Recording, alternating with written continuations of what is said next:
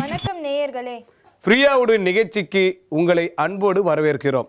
நமது நாட்டில் இருக்கக்கூடிய மன்னன் இந்த வாரம் என்னென்ன வேலைகளும் என்னென்ன நன்மைகளும் மக்களுக்கு செஞ்சிருக்காருன்றத பப்பரை பேனும் பார்க்கணும்னு நினைப்பீங்க. சரி, உங்க ஆசையாக கெடுப்போம், பார்ப்போமே.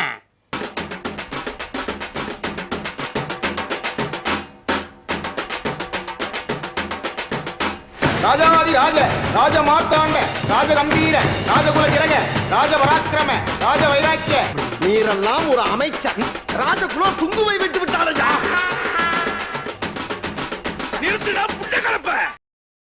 என்னடா மங்கினி மந்திரி, நாம் வரும் வழியெல்லாம் ஜிகு ஜிகு என்று ட்ரெஸ்ஸை போட்டுக்கொண்டு நிறைய பேர் உட்கார்ந்து கொண்டிருக்கிறார்கள். என்ன நடக்கிறது அங்கு? மன்னா, நமது அரசவை கலைஞர்கள்லாம் உங்களுக்கு எதிராக போர்க்கொடி தூக்குகிறார்கள். டேய், அவர்கள் எல்லாம் மகிழ்ச்சியாகத்தானடா கோடிக்கணக்கில் பணத்தை வாங்கி கொண்டு மகிழ்ச்சியாகத்தானே வாழ்க்கையை வாழ்கிறார்கள். அது மட்டும் இல்லாமல் ஹோட்டல், ரியல் எஸ்டேட், பில்டிங், கல்லூரி என்று கட்டிக்கொண்டு களை கட்டி கொண்டிருக்கிறார்களா? மன்னா, சேவை வரியை ஏத்திட்டீங்களாம், அதனாலதான் உங்க மேல கடுப்பு. ஒன்றை செய்வோமடா, போக்குவரத்து வரியை ஏற்றி விடுவோம், அப்புறம் பள்ளி கல்லூரிகளுடைய கட்டணத்தை ஏற்றி விடுவோம், மருத்துவ செலவையும் ஏற்றி விடுவோம், மக்களின் அடிப்படை வசதிகளை அனைத்திற்கும் வரியை போட்டு அவர்களை அசதியாக்கி விடுவோம், சினிமா வரியை மட்டும் குறைத்து விடுவோம். போடா லூசு பயலே, ஒன்றே ஒன்று சொல்கிறேன் கேட்டுக்கொள். இவர்களை முதலில் வருமான வரியை ஒழுங்காக செலுத்த செல்லு. இல்லாவிட்டால் ஆப்பு என்பது நாம் வைக்க தேவையில்லை, அதுவாக அவர்கள் வீட்டில் அமர்ந்து விடும், பார்த்துக்கொள். என்னடா மங்கினி மந்திரி, அரண்மனைக்கு வெளியில லாரி லாரியாக கூட்டம் வந்து கொண்டிருக்கிறது. நாம் இப்பொழுது மாநாடு எதுவும் நடத்தவில்லையே. நீங்கள் அரசு வேலை தருகிறேன் என்று சொன்னீர்கள், அதனாலதான் இந்த கூட்டம். ஓஹோ, அரசாங்க வேலைக்காக வந்து கொண்டிருக்கக்கூடிய மக்கள் இவர்கள். டேய், இப்பொழுது அரசாங்கத்தில் நான் கொடுக்க போகக்கூடிய பதவி 10 பேருக்கு தான், அதுக்கு 10,000 பேர் வந்திருக்காங்களா? மன்னா, அரசாங்க வேலை மீது மக்களுக்கு மோகம், அதனாலதான் இந்த கூட்டம். டேய், அரசாங்க பள்ளிக்கூடத்தில் படிப்பதும் கேவலம், அரசாங்க பஸ்ஸிலே செல்வது கேவலம், அரசாங்க ஹாஸ்பிட்டலுக்கு செல்வதும் கேவலம், ஆனால் வேலை மட்டும் அரசாங்கத்தில் வேண்டும். மன்னா, நீங்கள் கட்டின அரசு மருத்துவமனைக்கு நீங்களே போக மாட்டீங்க, அப்புறம் எப்படி மக்கள் போவாங்க? டேய், அரசாங்கத்தில் இருக்கக்கூடிய மருத்துவமனைகள் எல்லாம் ஆயாக்களாவே இருக்கிறது, அது எல்லாம் பேப்பர் வச்சு தலையில் வைத்தது போல் இருக்கிறது. மே ஐ ஹெல்ப் யூ என்று நேற்று ஒன்று கேட்டு அந்த படிக்கட்டில் பொத்து நின்று மண்டையை போட்டு இப்பொழுது ஐசி வார்டு 5வது பெட்டில் படுத்திருக்கிறது. மன்னா, நீங்க சொல்வதும் சரிதான். ஆமாமடா, எனக்கு என்னவோ நெஞ்சு வலிப்பதை போல் இருக்கிறது. பாரின் ஸ்கூலில் படிக்கக்கூடிய என்னுடைய பிள்ளைகளை அழைத்து கொண்டு பெரிய தனியார் மருத்துவமனையில் எனக்கு ஒரு பெட்டை ஒதுக்க சொல்லு. ஐயோ ஐயோ.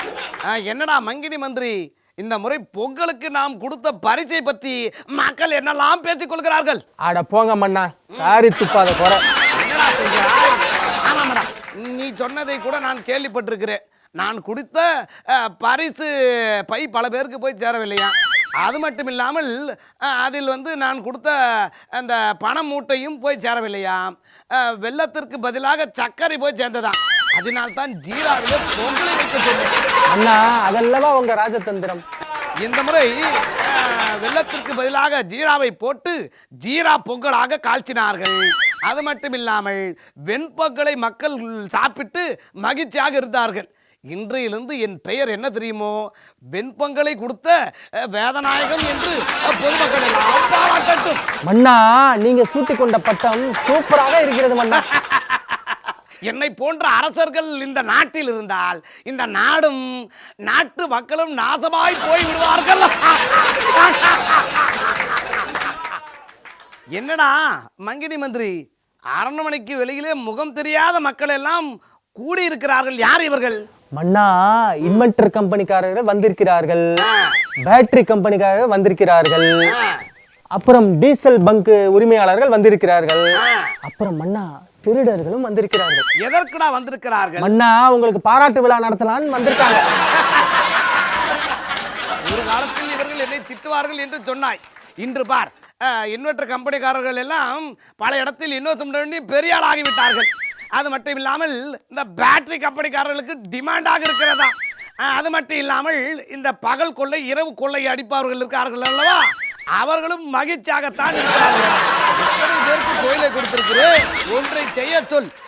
எனக்கு ஒரு பெரிய மேடையாக போட்டு பெரிய பரிசாக கொடுத்து பெரிய பாராட்டு விழா வைக்க சொல்லு.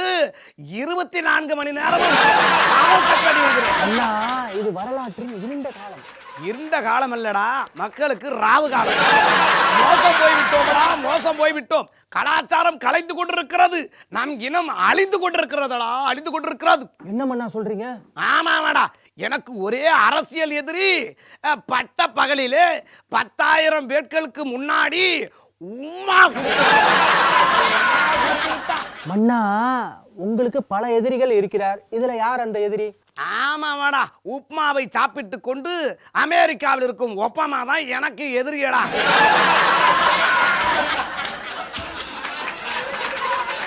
டேய், பட்ட பகலில் நம்ம இன கண்ணியரை அந்நியர் உம்மா கொடுத்ததால் இவர் வந்து தலைப்பு செய்திகளிலே பப்பரத்தை போட்டு வைத்திருக்கிறார்களா? அண்ணா ரசிக்க வேண்டியது தானே. டேய், நம் கண்ணியர் இனத்து பெண்ணை அந்நியர் தொடக்கூடாது. ஆனால் ஒரு கருப்பர் தொட்டு விட்டார். நான் ஏற்கனவே காதலிப்பதையே தடுக்கக்கூடியவன். இப்படி இருக்கும்பொழுது இதை எப்படியாட ஆதரிப்பேன்? உடனே அந்த நாட்டின் மீது நாம் போர் கொடுக்க வேண்டும். படைகளை தயாராக இருக்கும். என்னோட ராஜி நல்ல ராஜி, எப்போதும் பெரிய மக்களாட்சி. மன்னா உங்க ஆட்சிக்கு ஆப்பு ரெடியாக இருக்கிறது. என்னடா சொல்கிறாய் ஆப்பா? அண்ணா அரசவை மூத்த கலைஞர் ஒருவர் கட்சி நடத்தலாம் என்று ஆலோசித்து வருகிறார். அட போடா, நீ யாரை பற்றி பேசுகிறாய் என்று எனக்கு தெரியும். பாயும் புலி சிங்கிள் ஸ்டார் வடையப்பாவை பற்றி தான் அவர் சினிமாவிலே பல படங்களிலே இப்பொழுது வருவேன் அப்பொழுது வருவேன் என்று சொன்னார். அதெல்லாம் வரமாட்டாரடா. மன்னா எப்படி உறுதியாக சொல்றீங்க? ஆட ஒன்றுமில்லையடா, பக்கத்து நாட்டு மன்னன் பீடியை போல் நாட்டை டெவலப் செய்யலாம் என்று அவர் நினைக்கிறார்.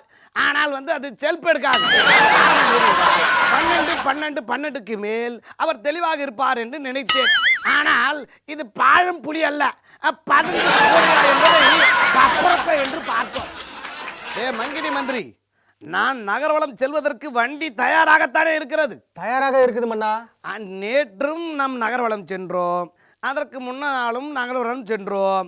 ஆனால் மக்கள் நம்மளை திரும்பி பார்க்காமல் மக்கள் உங்களை மனதில் வைத்துக் கொள்ளும் என்றால் ஒண்ணு மக்கள் மனம் குளிர வேண்டும், இல்ல வயர் எறிய வேண்டும். ஓ, பையன் என்ன சொல்கிறான் என்றால் மக்களுடைய மனதை குளிர வைத்திருக்க வேண்டும், இல்லாவிட்டால் மக்களின் வயிற்றெரிச்சலை கொட்டி இருக்க வேண்டும் என்று தெளிவாக சொல்கிறாய். சரியடா, மக்கள் நம்மளை நினைப்பதற்கு ஒன்று செய்வோம். இரவோடு இரவாக டீசல் பெட்ரோல் விலையை ஏற்று ஒரு மாதத்துக்கு நம்மளை பற்றி தான் இப்படி பேசுவார்கள். பிரயாவுடோ பிரயாவுடோ பிரயா விட்டக்கணா